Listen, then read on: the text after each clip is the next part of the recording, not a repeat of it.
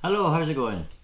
Today I thought we'd make a quick start on this Yokomo MR-4 TC Custom that I'm trying to sort of bring back to life. I've got a couple of parts that I got off of eBay, and this is actually a top deck from the MR-4 TC Special, which sort of replaced the Custom. It's actually slightly different. It's got sort of cutouts to make it lighter, etc. But the footprint's the same, the bolt and holes are the same, it will fit no problem. Spare bumper, I'm not actually sure if I need a spare bumper. I'll take this all apart, see if there isn't any hidden horrors underneath. It should be nice and straight, but it has taken a fair few whacks over the years. So the bumper was in the same shop as these, the rear suspension arms, so I decided to get them all together anyway, since you save on postage. And the suspension arms are solid. I don't know if you can see that there, they're all sort of, the gaps are filled in, whereas these ones are hollow. Now I'm not entirely sure if that's because these are just for, it says there on the packet, the MR-4 TC, that this is for the predecessor, just the TC, not the TC Custom.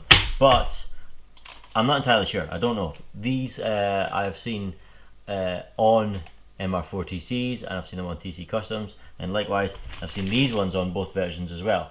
I have seen them advertised as heavy duty wishbones, so I don't know if maybe these ones were an optional extra, or if they came on the Custom but these fit and people just replace them with these because they're stronger. I don't know. All I know is that these were the only ones I could get because parts are so rare now, absolutely.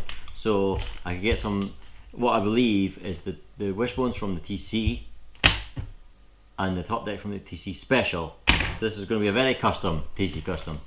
What I'm going to do at the start though is just take all the wheels off and make sure all the drive cups are fine and not too worn. I did notice that if there's a bit more play on some wheels, look at this one has more play in it than, for example, this one and this one.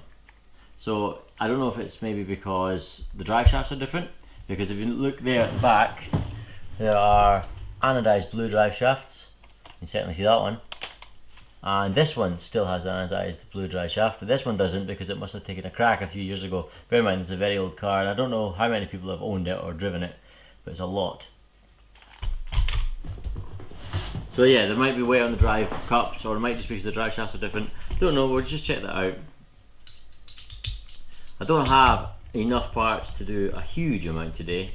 The body shell, certainly I can't get, not until I come back from offshore. I'm going away in less than a week, and the shell I want, which is the Tamiya, the Ferrari, if you catch my drift, that is not in stock, and it won't be in stock until I'm home. Well, it'll be in stock, it'll come back in stock while I'm still away, so I won't be able to get it until I come back home in a few weeks' time. Now, do these just pull off, these ones? These hexes? No, I think there's actually a... Oh, I see what's happening. There's little grub screws holding these hexes on with rubber O-rings around them. So I'll maybe do that off camera because that's quite tedious. But we'll see. That's okay. So I have different wheel nuts on left to right. That's odd.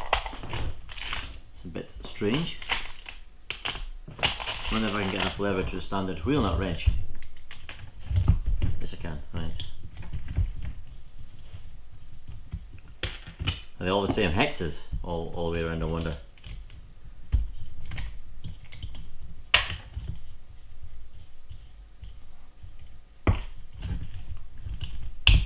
Yes, they are, all the same hexes. Right.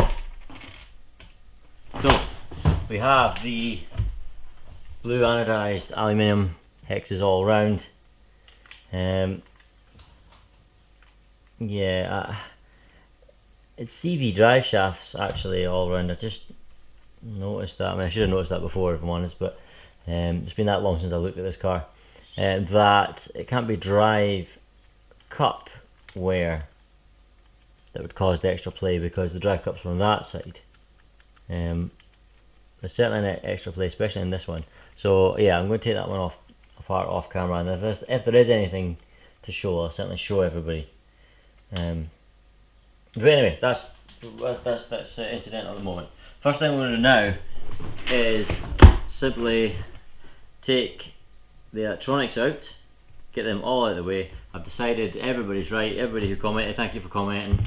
You're right, I'm going to go brush this, and I might as well get the 2.4 GHz modern radio system as well. So, that was weird, there's no sound. Oh, landed on the couch.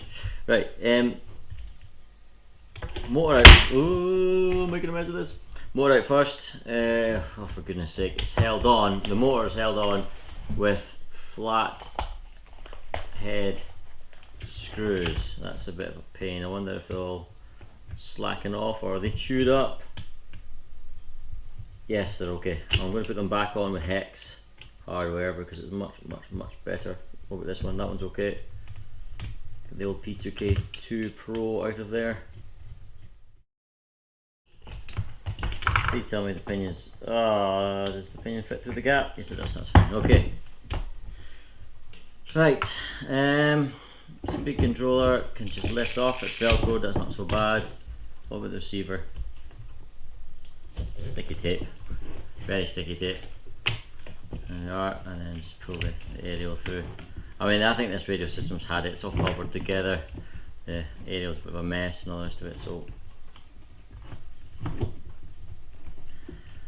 I might not even salvage it. We'll see. We'll see. It's something I don't need to worry about for a few weeks until I get home anyway. Right. Leave the servo in for the meantime. It's not in the way. Put that on the floor. Right. We can see the top deck is in pretty good nick. The reason I decided to get another one is you can see there. I mean, it's a bit sticky with all these. I don't even know what was on this Velcro, but basically they're right in there. Just as it bolts through the servo saver, there's a tiny little crack in it, and I thought since I saw this one online anyway, the TC Special one, you might as well replace it. That will not take very long to replace, and it wasn't very expensive, even though they are super rare now, these parts.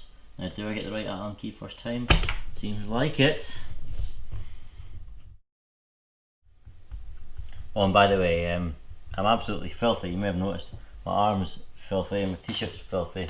I've actually already washed, but I've been working on a car all day, a real car, and now I'm working on this.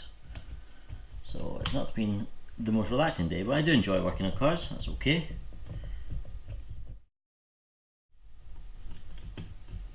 Now I don't know if there's a screw missing there or if that's just a push fit.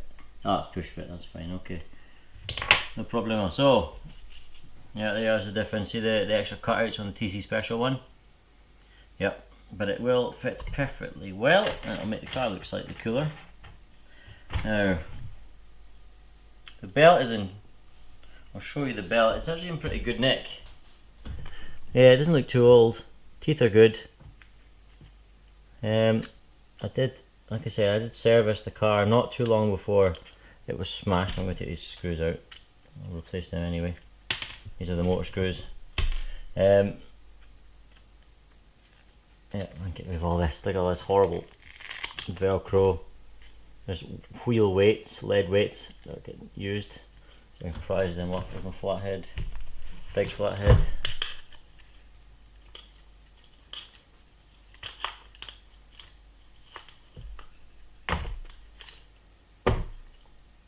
Cool. And like I said, I'll leave the servo in at the moment. Just going to give the whole car a good brush out. Bear with me. That's a bit better. Yep, a bit better. Not perfect, but this car's not perfect. Now, put the top deck back on first of all, I think.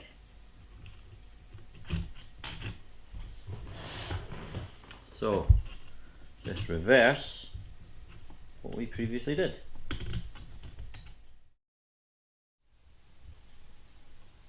Okay, that's the top deck replaced. I think it looks cooler than the old one, not just because it's not got sticky stuff all over it, but you know, see the belt working in there, you can see the access to the diff. It looks all lightweight. I mean, in the real world that'll make absolutely zero difference, but it looks cool. Now, this should be relatively straightforward as well. Well, what I'm going to have to do is replace both suspension arms, just because they're obviously not going to be symmetrical otherwise. Now, obviously, if one of them does get broken in a crash in the future, I'll have no choice but to just replace them with, you know, one of these light, well, that lightweight one, assuming it's that side, and it won't be symmetrical. But for the moment, we don't need to worry about that. What's the fastest way to take this all off? Probably from the bottom, take the bulkhead apart.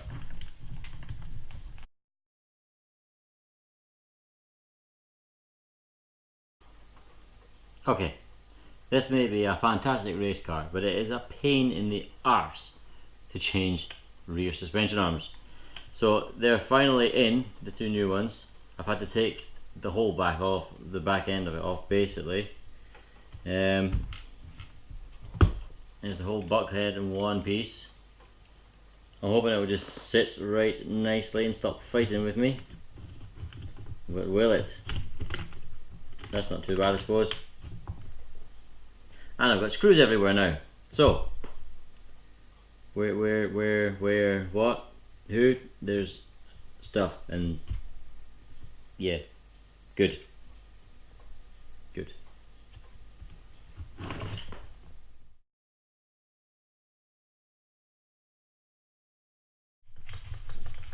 Okay.